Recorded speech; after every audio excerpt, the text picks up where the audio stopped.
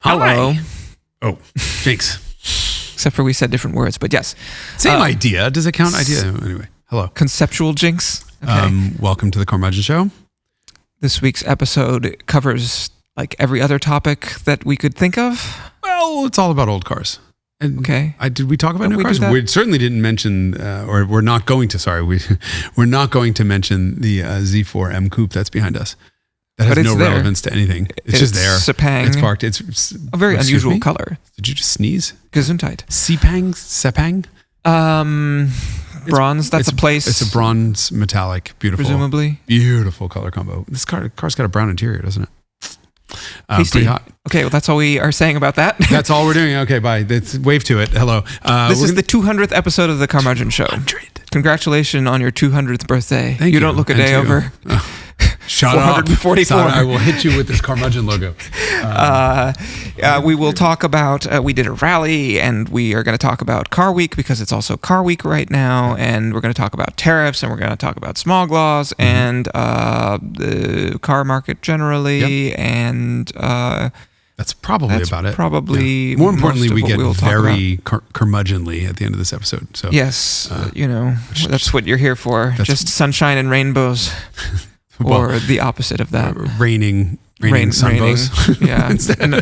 no rainbow, just rain. All right, let's hop right into it. Okay, with one clap. I thought that one was very good. B minus. Yeah, oh, man. I'll grade you on a curve. B plus. Thank you. Hey guys, this episode is sponsored by Fredestein Tires.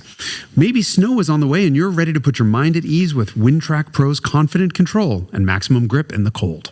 Their award-winning tires are backed by over a century of European innovation and are waiting for you to experience all they have to offer. Discover your next tire at Fredestein.com. It's time to hear from Fredestein Tires.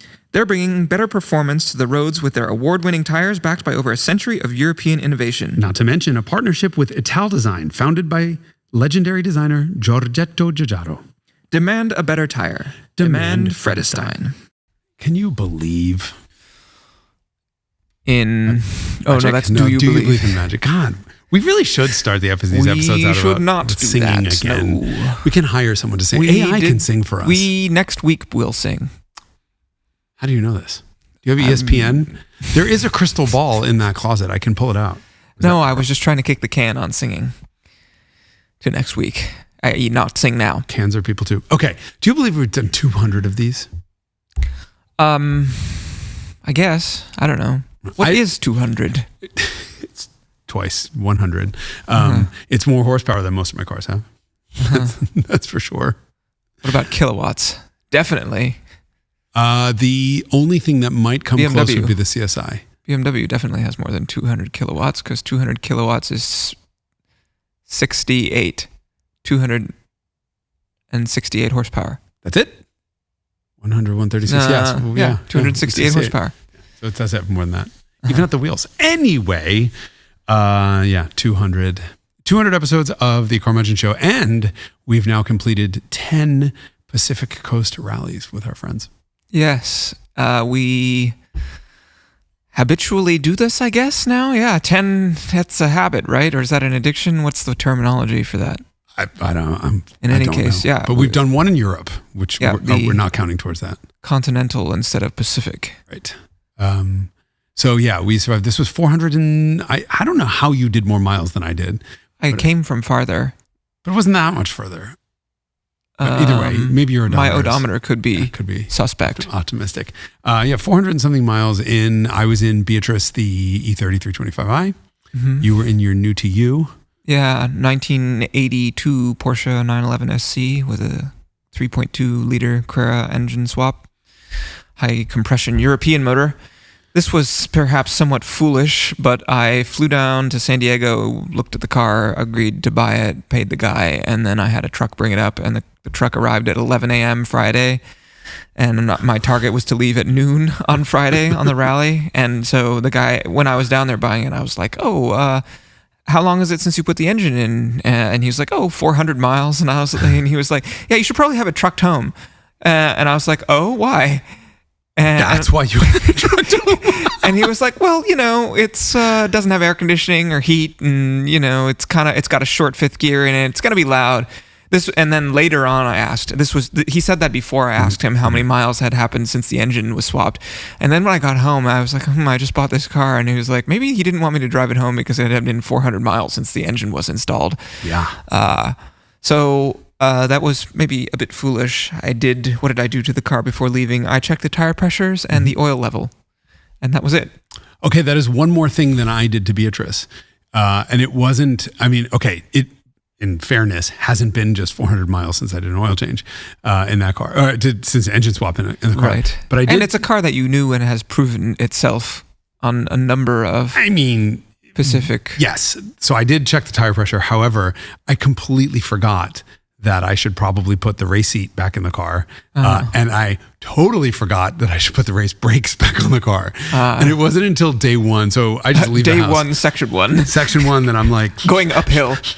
Yeah, literally following you in your new to you Porsche, going, I'm going to take it really easy. You don't know how to do that.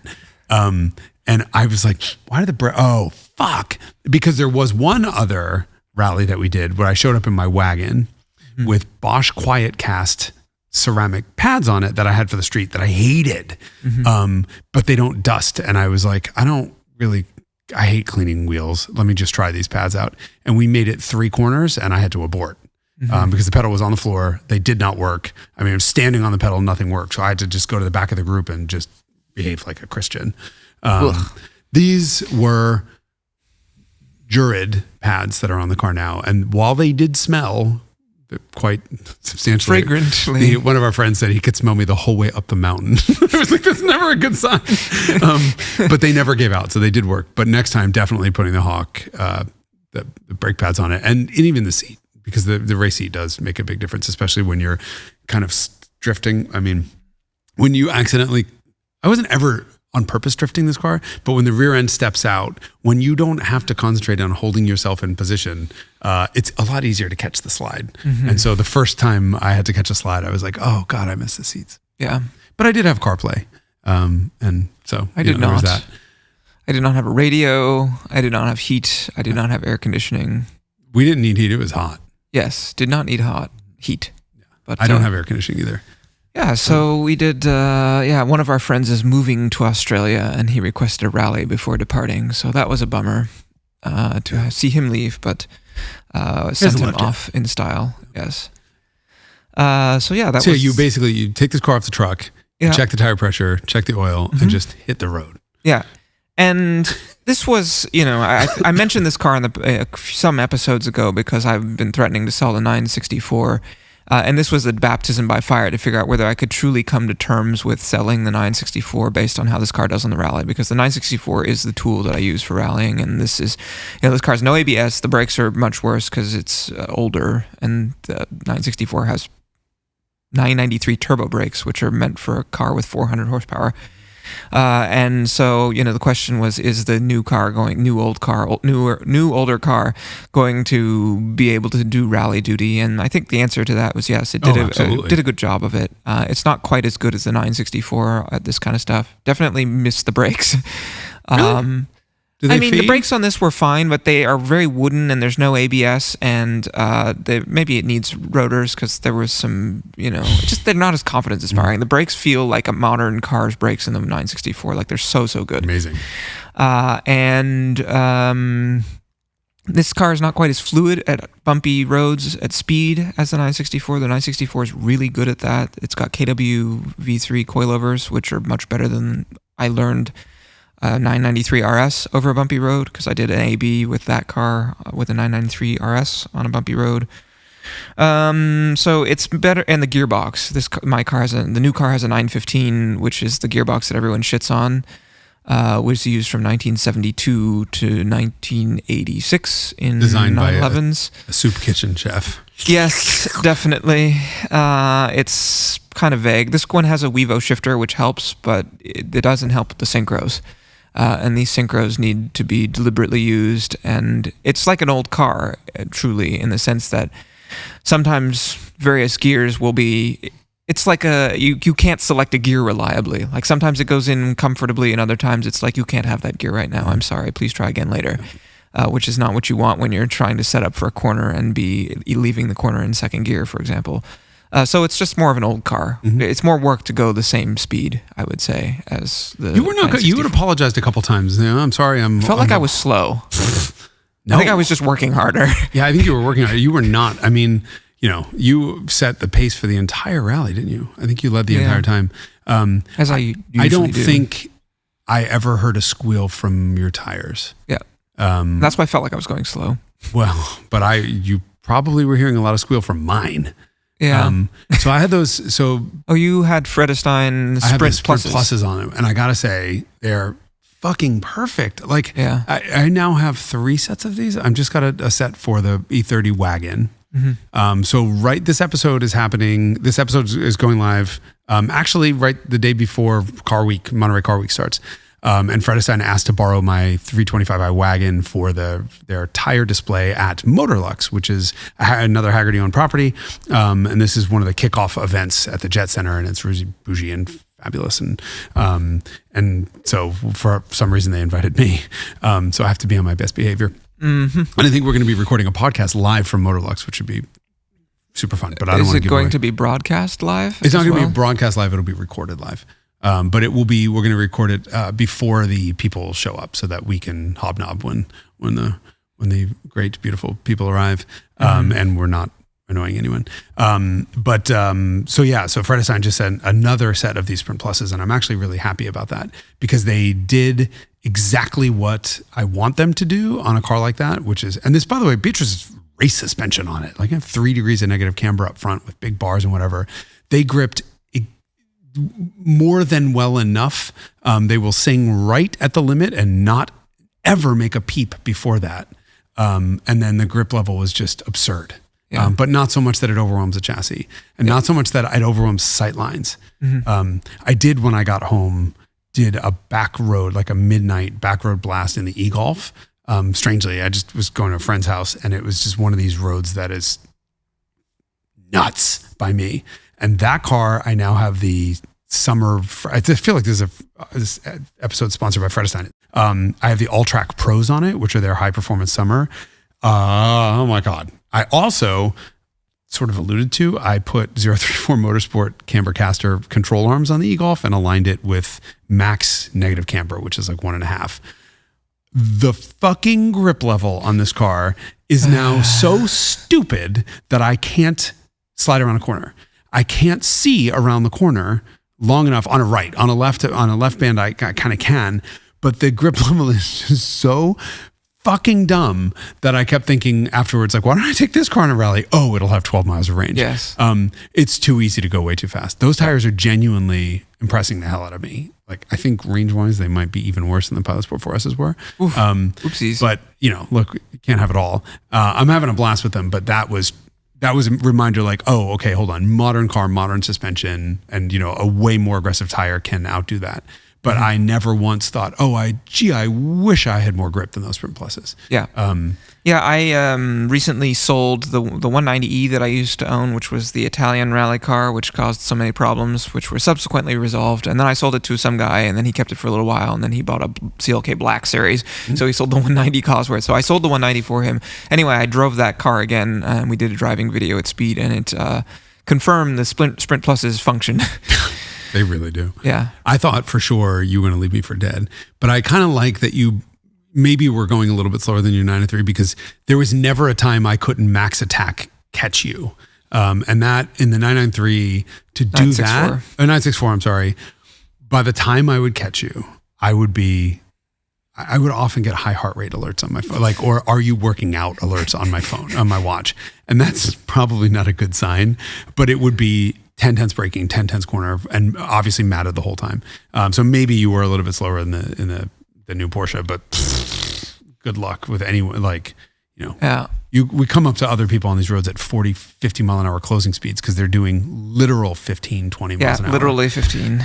And you realize, like, okay, we don't need to be going any faster than this anyway. Not having ABS and I don't know, the torsion bar is a little more archaic suspension. It just is. It's more work for sure to go similar speed. But car acquitted itself beautifully, not a single issue. So I'm a happy camper nice. with it. Yeah. That was pretty cool. For something that some guy made, basically, shortly before I bought it. I think this was the first rally I've ever been on that I didn't break anything. Headlight? No, it was already broken from the last one. It's cracked. I mean, my total headlight count is like, or front lighting count between fog lights and high beams and low beams is probably 5 or 6. So I almost always break one. I've broken 2 windshields. And yeah, that's why I have the car, but I have no problem tailgating you. So it's my own fault. But yeah, that car is magic. Like an E30 is just a magical car on a back road. Did you drive anything else? I did.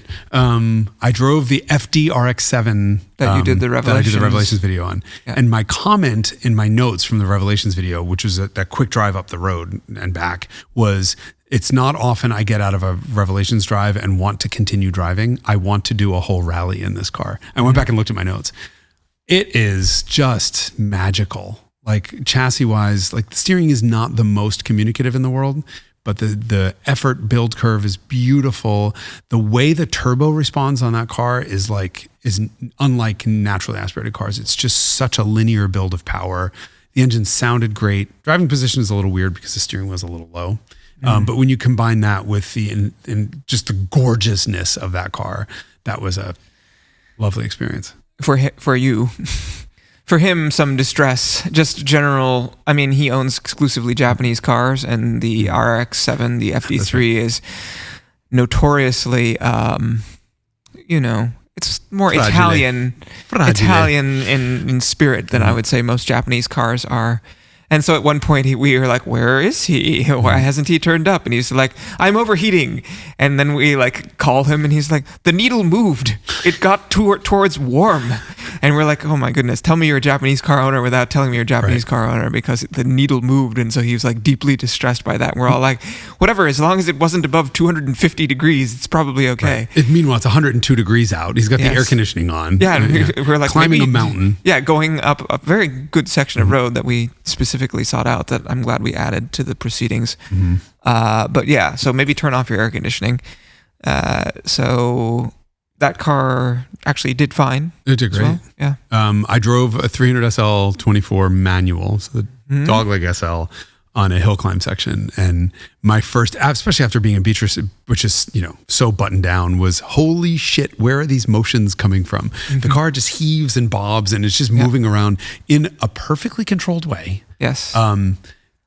What I will say is it was not, to my surprise, as much fun as the C126 that we had last time.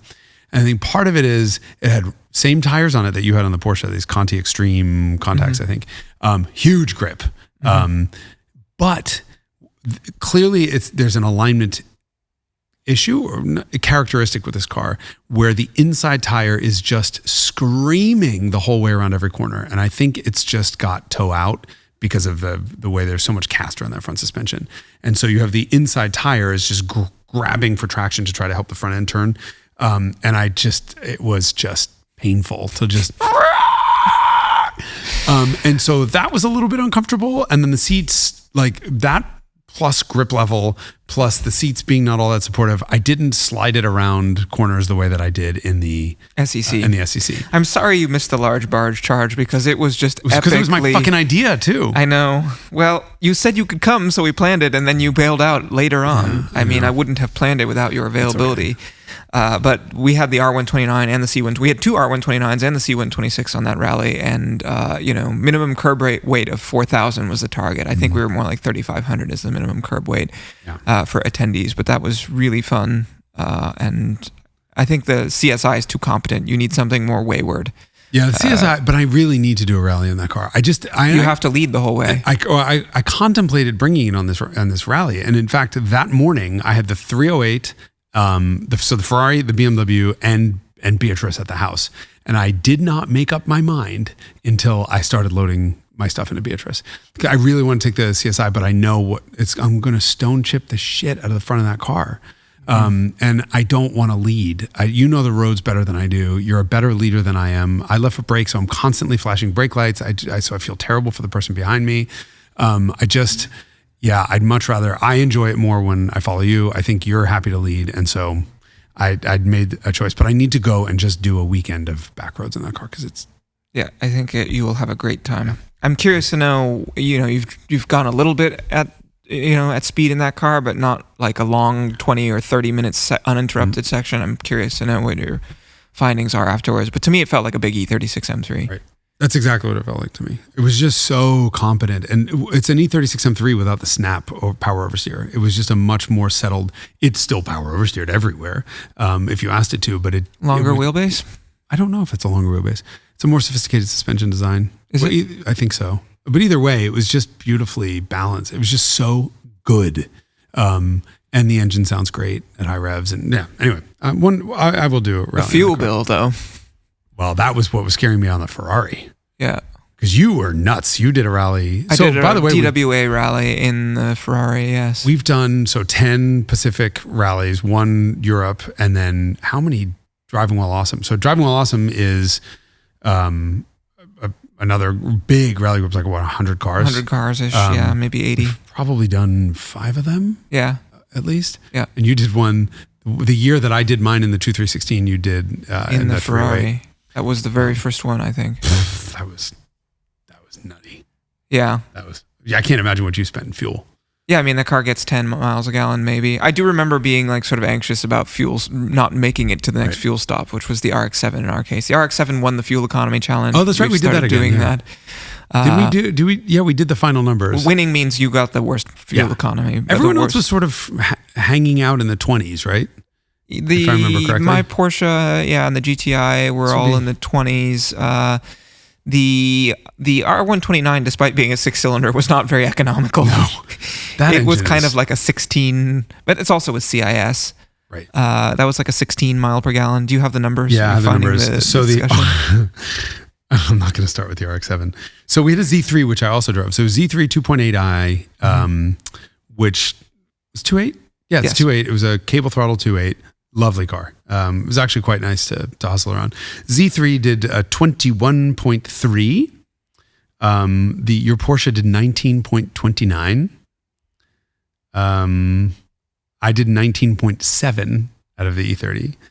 Miata reads 27.6, to which I call absolute bullshit. That had to include like 400 miles of hypermiling on the way there. GTI, the Mark V GTI was 20.6. So everyone was right around that 20 mark except the Miata. Mm-hmm. And then the 300 SL comes in at 15.9, which as the smallest naturally aspirated engine there, or one of the BMWs was pretty remarkable. And then the RX-7, 12.6. Yeah. And he made it very clear to everyone he never used full throttle because he was a little bit scared it wasn't running perfectly right under full. So he's like, I never went over half throttle. And he still got 12.5 miles per gallon. The 560 SEC, I think, is the all-time victor, which was around 10.6 miles per gallon. I bet if you went and looked at the Ferrari, it was because the Ferrari gets 10, 11 in regular driving. Yeah. That might have been in the 8s. And so you're just going to have to take the Miura on one, even if it's like a 26-mile run, because you'll get 3 miles per gallon out of it. Yeah, the Miura does around 5.5 miles per gallon. Real world. Ridiculous. Anyway, so that was a ton of fun. Yep, we did a rally. Everyone should do rallies with your friends. Yeah, rented an Airbnb with everyone. It had a hot tub. It was just kind of a great place to cook dinner and hang out. Yeah, it's the DWA rallies I enjoyed, but this intimacy of the scale and the fact that you can go into places and towns and have lunch in places and stuff like that. It's how many of us were? 6 of us? We were 7, I think. 7. Yeah. And 7 people in 7 cars. I usually like a double occupancy car so that people can sort of facilitate car trades a little more. That's the weird thing that you sort of do that it never occurred to me is like car swap. Like, with Beatrice, I'm fine with it, but I would really be upset if someone wrecked that car. Like, I have a lot of work into it and time, but everyone is. I drove the 911 too. So I did drive quite a bit of cars, but it's a little bit weird at first, and then I realize everyone's trustworthy, and these cars are. Yeah, but something might happen, and you just have to. It could happen at any time for any reason, and what does it say? I crashed my Rover. I didn't realize all this time that JasonSentMe.com shirt says I crashed my Rover on the back. So this is like some kind of sandwich board thing. No, it's a scarlet letter. While I was making the shirt, I didn't know what I was going to do with this. And so I put that on the back and I'm like, this is my scarlet letter moment. But that was what was going through my mind for the whole rally is like, I just had an insurance claim. Mm-hmm. I'm scared now to have another one. It, it was 30 years between claims, but still I'm freaked out about it. You just get in your head.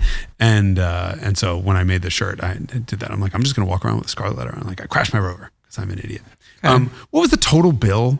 I mean, I sent you a Apple $400. It was like $400. So if you think about that, it was 2 days plus gas plus tire wear and whatever else.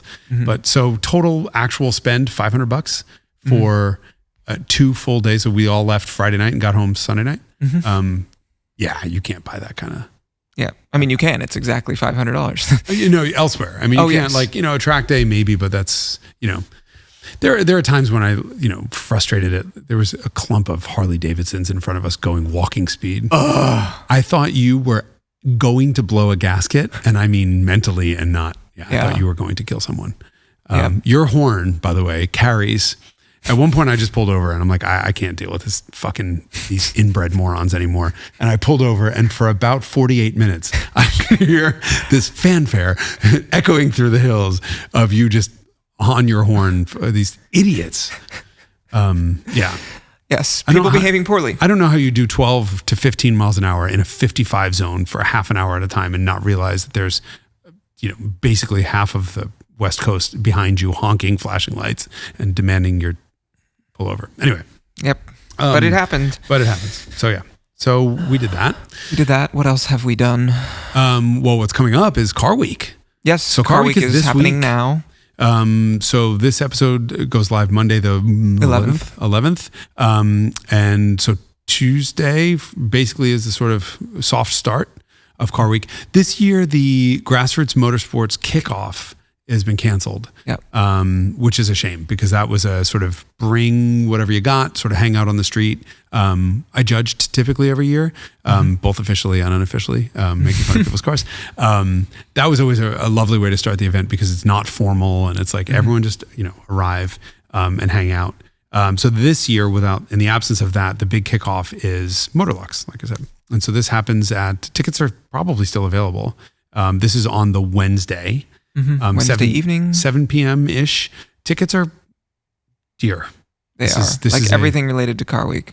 Yeah, well, that was why again $650 or $700 or something. Yeah. I mean, that's why I like the kickoff thing because it was free entry. Basically, just walk up.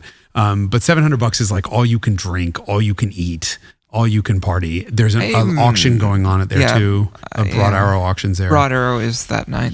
I mean, Car Week is expensive. That's just the way it is. Right. But a hell of a curated group. So I think this year, we're probably allowed to talk about this. Yeah. I mean, I assume they've publicized this, but I do know there's a Fred Astaire tire display, but that's a sponsor. But there's a Sacco display, so there'll be a ton of Mercedes Sacco cars. We'll each have one there. Mm-hmm. And I think we'll probably talk about them or talk about Sacco generally at the event. That's when they asked for us to do a podcast, like, hey, you guys want to do a live podcast there? My initial reaction is maybe that's not the best thing for the audience because of the background noise. But if we can do it earlier, fine. And then when I thought, all right, so if we're going to have a bunch of Sacco cars, I've just finished a book that you gave me, actually. Reading a book, to be clear. I'm sorry. Yes, I just finished eating a book. Derek is scrumptious, a little ketchup on it. Reading a book on Sacco, and I have a revelation. Huh. So obviously I'm doing a Revelations episode on R129, and I might as well admit that now. But also a little bit of a revelation about Sacco that we should talk about on that. Okay. I look forward to consuming it because I owned the book but haven't read it, and you have now read it. Oh, okay. Well, then you better do some research because I don't want to outrank you. Okay, well, I'll add your own book. You can borrow it back. Thank you. Interesting. I mean, so we'll be doing that. And then from the rest of Car Week is just, I'm sure, nuts for you, right? Yeah, we've got cars in various shows. Quail, we've got a couple cars and some going to Pebble. Two of them will be competing against each other in the same class. So these are customer cars? Yes, customer cars. That you guys are shepherding down or bringing? Yes, and potentially handling the judging on also, which is, a fun adventure. And does that mean handling the judges or?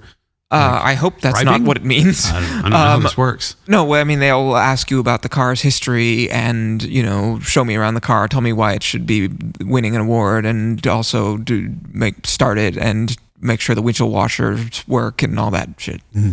So the whole judging process, show me the tools and all that stuff. I am the tool. Yep, that's me. Very cool. What else are we doing? So yeah, we've got lots of cars and people, and you just try to see everybody, and you just can't. And every year, I leave that event just completely zonked. Yeah, it's fatiguing. It's fatiguing, but every year, last year, I met I leave every year and say I'm not doing it. I'm not coming back next year because it was just too much, and it's frankly a little bit too commercial. I think we've talked about this in the past, where I think the Amelia is a much better event to spectate because it's singular more manageable. and controlled and manageable. Right now, there's Radwood across the street, and there's Amelia, and that works. And even Villa d'Este, which I was there in the rain. I only went the one time. Like, I could cry. It was the most beautiful place I've ever seen for the 13 seconds that the sun came out. But it was even beautiful when it was raining. But the way that works is there's the exorbitant ticket prices to get into the actual show, and there's a very, very curated small amount of cars. And you get a description, and what's his name? The guy who writes all the books, who talks so elegantly and gorgeous, who does the announcement. Simon Kidston. Simon Kidston does this. He's the MC, and they bring every single car up, and he tells you about it because the guy's a fucking walking encyclopedia, and it's just so elegant, and it's gorgeous, and it's fancy. And then the next day they bring all of the cars down to Villa Erba, which is a much more bigger open space, and it's like €10 to get in or something entirely reasonable. And there are thousands of people, and they're all well dressed, and you get to see the cars, and on this big field. They really do that right, because it's not this week of endless parties and whatever else. Events and auctions and races. And also shows. Press launches, like, come and see the new Acura ZD, whatever. No, that's not why we're here.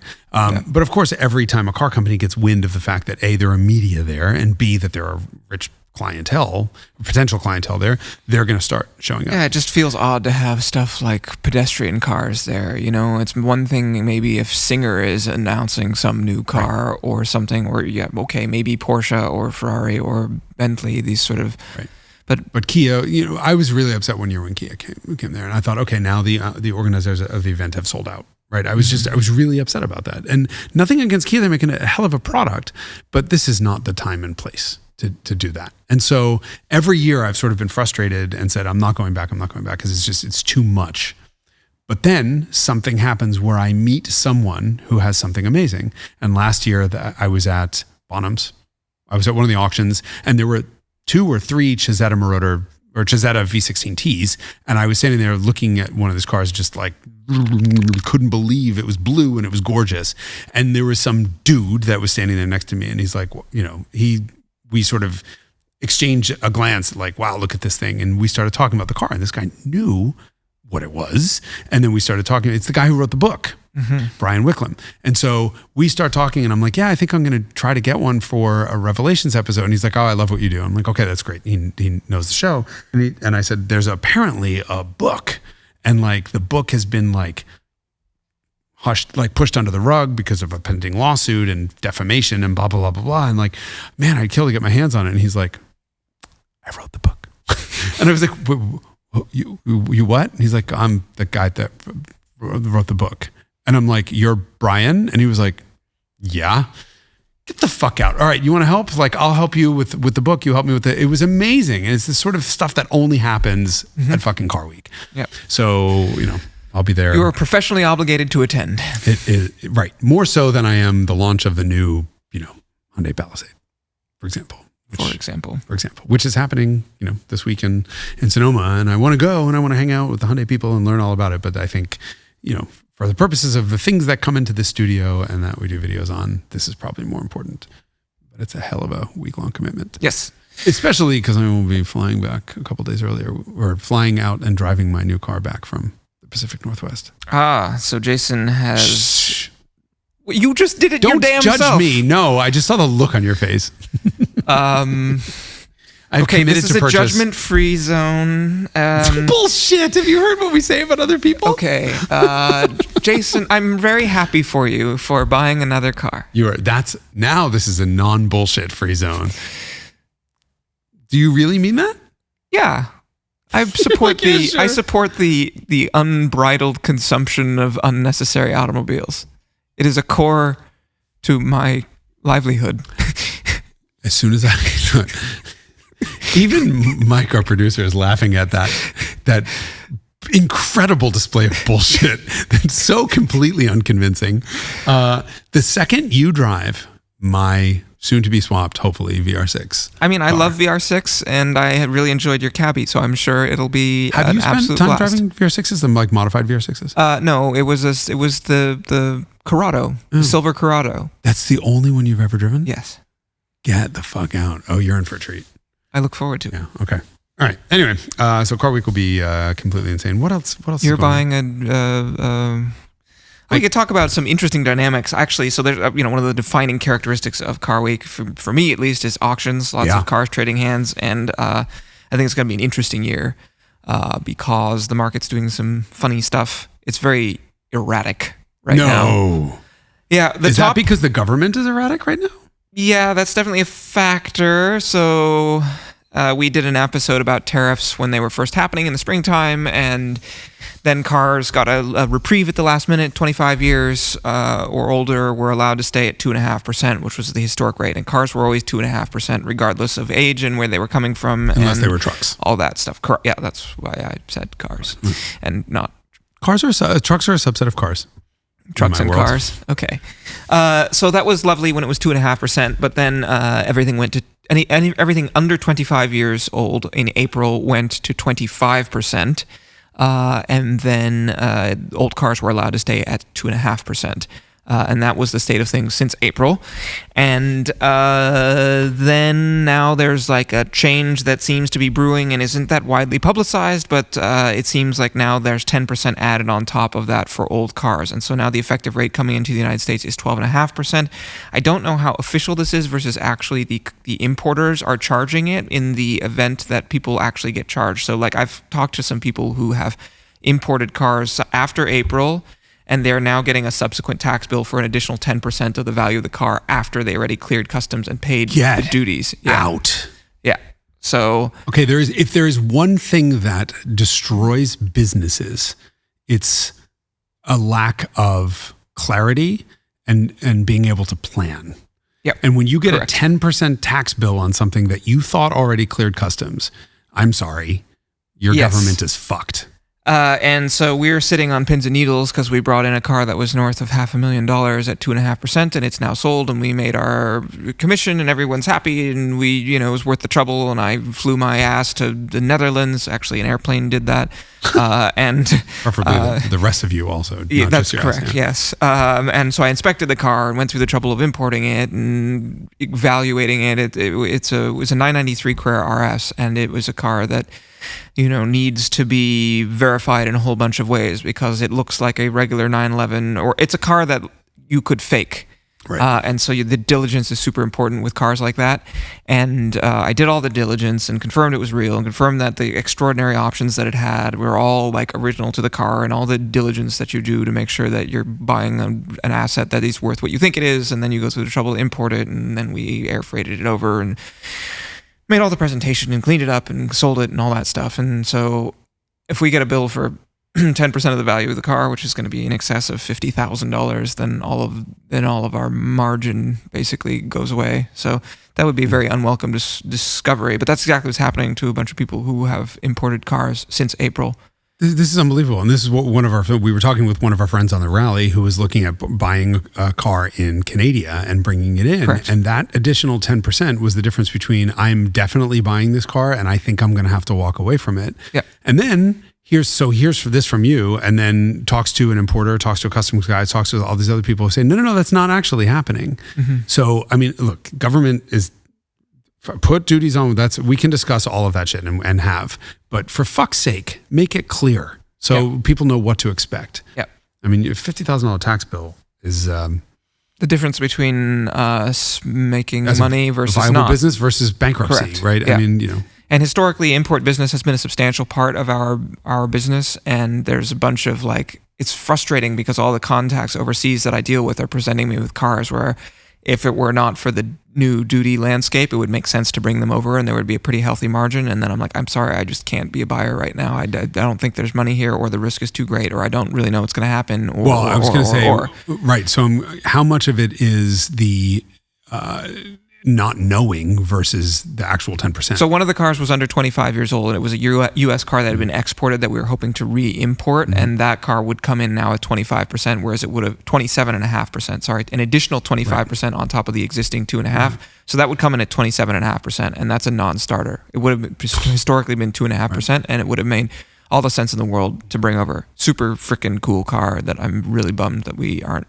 able to transact. Can you pass that risk on to the buyer and say, if you're doing a commissioned sale where someone is looking for a car and you find it and it goes directly in their name, if you do get a supplemental tax bill as the importer of record, you could go after that buyer and say, hey, you guys owe us this money back? Sure, it depends who imported it. If we imported it as ourselves, as our OTS, as our dealer, then probably not. But if they imported it in their name, then they would be on the hook for it. Yeah, So, I wonder if that's something you're just going to have to put in your purchase contract until the government figures out. Yeah, but everyone is. I mean, for that car, it'd be 27.5%, and the person just says, "Well, fuck that, I'm not going to bring the car in." And then for these other cars, which are now effectively, so the importer that I work with is just charging 12.5% now, as opposed to 2.5%, and then we'll see whether they come after you or not for the additional 10%. He's just charging 12.5% when you come in. Now for everything that's over 25 years and just old. Just keeping it. The government keeps it. Oh, so he's actually remitting that to the government, which they'll never refund. Correct. That's fucked up. It is, This So we're up. not importing cars right now. Right. Which was, historically, I think it accounted for probably a third of our top line revenue in last year. Listen, this is happening in the new car world too. There was a big, huge push in June to get EVs out the door because there was a feeling that on July 1, the $7,500 EV tax credit was going to go away for those that qualified for it. And so there were a shit ton of incentives and the car companies were pushing stuff out the door, and then oops, it didn't happen. Then it didn't look like it was going to happen. And so then everybody's at all. sales in July cratered. And now, now it looks like it's happening 1 of September or something else like that. Nobody knows, and you can't plan a business to this, right? This is a long tail thing that requires months of advanced planning to make business decisions. And if you don't know what the landscape is going to look like at that time, you can't make the right decision for your business, which I promise you does not enhance the well-being of the economy. No. So what's happening? So the cars, I guess all of the cars that will be for auction during Pebble Beach Week or Monterey Car Week are already in the country. Correct. But what is this doing to values of cars that are already here? Too early to say. It is too early to say. I think it's not. It's definitely. I mean, it just adds uncertainty, and people are maybe not in a buying mood as a result of it because they just don't know what's going to happen. Some people are, sure, they're going to be like, oh, let me buy now while the number is known and just get something across the line, and so maybe that artificially inflates things in the short term. And then if we truly can't get a supply of things coming in the long term, then it will sustain higher values for cars that are already here.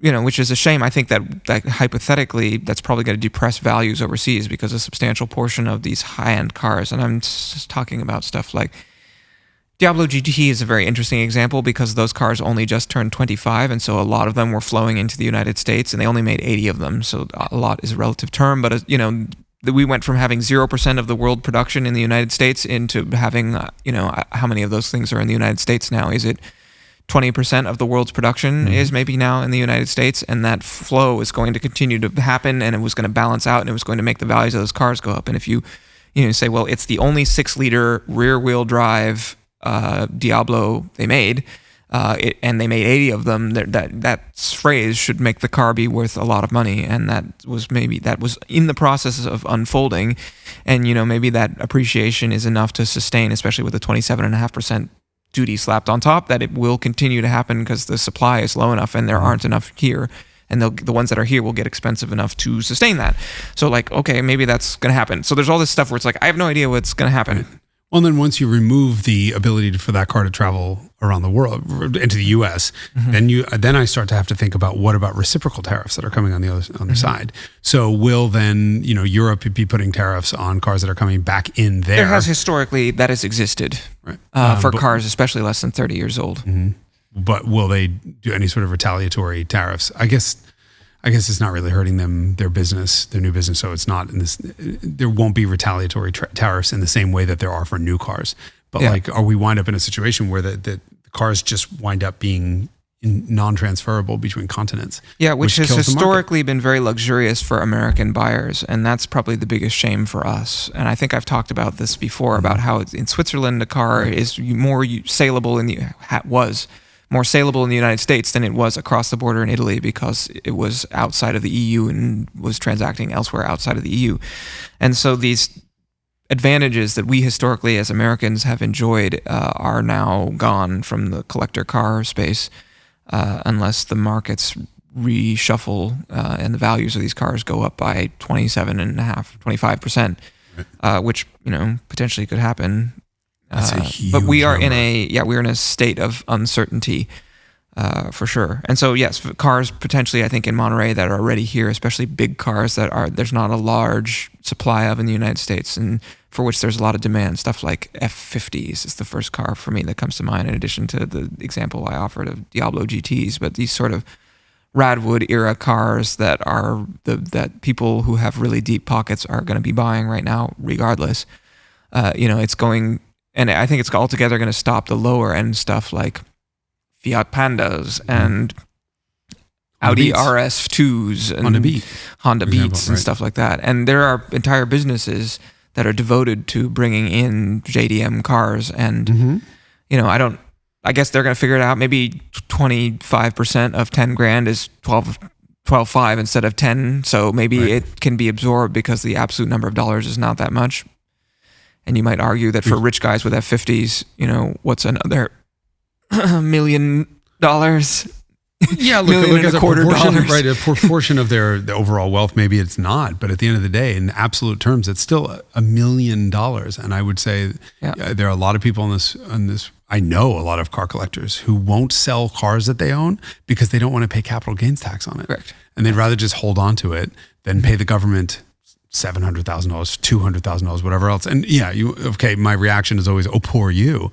But at the end of the day, you are still writing a check to the government for several $100,000, and that pains everyone. It doesn't matter how wealthy you are.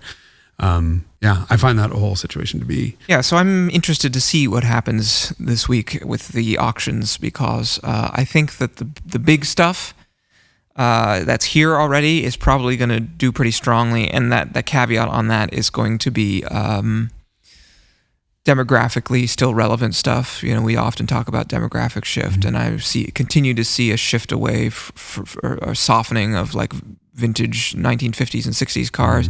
For the most part, those cars are continuing to soften, so I don't expect anything wild to happen on that front. But for these 80s, 90s, and I was going to say early 2000s cars, I think there's going to be some activity and some surprising results. And then for people who are more sensitive to the economic environment, who are just like, I don't know what's going to happen and I need to be conservative, I think those cars are really hurting. Cars that are sub $100,000 or maybe that number is $200,000. Those cars, I think, will, unless truly extraordinary and unrepeatable, I think those cars will generally be fairly like meh and inconsistent. Some really high points, especially if unrepeatable. 200-mile 560 SLs or, when am I going to see another one of those? The Holy Grail spec this or that. I think those cars can still do magical things. But like if it's like, I could easily find another. I was going to say Testarossa, but the Testarossa market is hot right now. But car that is reasonably easy to find another one that's comparable to, I think that those are not, by and large, like en masse going to do anything insane. And California was just dealt another blow with the whole Leno's Law thing. So this keeps getting trimmed away until there's nothing left. There's really no benefit to anyone at this point, and there is. So the way that the law passed, or will pass, or will go into effect, is there is now a 35-year rolling exemption starting 2027 I think, for 35-year-old cars that have historical plates on it, will be exempt from smog, but it's a rolling exemption starting in 2027 back to 1976 cars, and it will only go up to 1981. I thought it was 85. Well, in any whatever it is, but it's not. I mean, we'll all be dead by the time these cars are. Well, they're going to fix it in 1985, so we're basically getting another 10 years. But it's going to take us 12 more years to get there, and that's the problem. The whole. Look, Leno didn't write the law. This was something he was brought into by a congresswoman who was rightly identified him as a good advocate. Absolutely. And there were some details in this bill that didn't quite make sense. The idea that you had to have classic car insurance. There exists no such thing. That was a concession made to a bunch of other legislators who were just, there's one in particular who's based out of, I think, Oakland, who was just fighting tooth and nail against this. Like, you guys are going to destroy the environment. And I have a friend who called me and had pleaded a case to her and wound up getting a note back from someone who worked for the California Air Resources Board, who wanted to ask him some additional questions, because his point on this is he's got a bunch of late 70s, early 80s cars that have terrible, outdated smog equipment on them, and they run like shit. And so in truth, he modifies them every 2 years back to their original terrible setup so that they can pass smog. My dad used to do this, yeah. Right. 20 years ago. Go home 30 years ago. and pull all that shit back off because it makes the car run like shit. And what his point was, you're stopping me from putting modern catalytic converters on it and modern engine management and actually making this car fucking cleaner. And by the way, I'm not some car guy heathen who wants everyone to be breathing cancerous air. I grew up here and remember the smog days as a kid when I was not allowed to walk to school because the air was so terrible. I want cleaner air, but actually what you're doing to me is forcing me to use antiquated shit and pollute more. So please pass this. And, I wish this woman would pull her head out of her ass and realize it's not about people in, 1980s pickup trucks who are driving them 40,000 miles a year, which is the example that kept coming up, as like a gardener truck or something like that. This is about people who are preserving older cars. And by the way, the cleaner you make the car, the more power it's going to make. And we all want one thing, which is better fuel economy, more power. That's not one thing, but yes. Okay, we want more efficiency, and more efficiency means both of those things. And so it's just a stupid, archaic system that's just trying to outlaw cars that I don't think these people realize are not going to be outlawed. Car enthusiasts are not going away. You can't legislate us out of existence, and certainly not in this manner. They're fucking trying, but it's not going to work. And so everyone needs to work together a little bit. And that was just a kick in the dick, frankly, to have this dysfunctional government come in and say, all right, we understand you guys are trying to help a collector. It's an industry of people. You make your money in this business. There are so many jobs that are created and sustained through the love of classic cars. These are not being driven every day. Just help us preserve these pieces of history, and the legislation just missing the plot completely and making this idiotic, overly complicated. Of course, it's government, right? It's a microcosm for every other damn thing that happens. God, we sound like relates to the government. Yeah, and government mudgeons. Anyway, on that uplifting note, shall we? I think let's go to Car Week. Go to Car Week. Okay, let's get out of here. Those of you who are attending, please enjoy. Yeah. Everyone else, I guess, consume and experience FOMO. And we'll do obviously we'll do a wrap up after Car Week and all of your learnings at auction, and we'll see whether I called it correctly or not. What randos I meet, and cool cars that we both get to drive this year. So, all right, cool. Thanks for joining us for this week's episode of Carmudgeon. Happy Car Week to all who celebrate. Chat soon. See you next week. Also, 200 episodes. There you have it. There's a whole back catalog if you like to, if you have nothing to do. Sometimes people write in to me and say, like, I am watching every single episode continuously right now. I'm making it. I'm just like, hey, you're insane. I can't even listen to us. Yeah. Bye.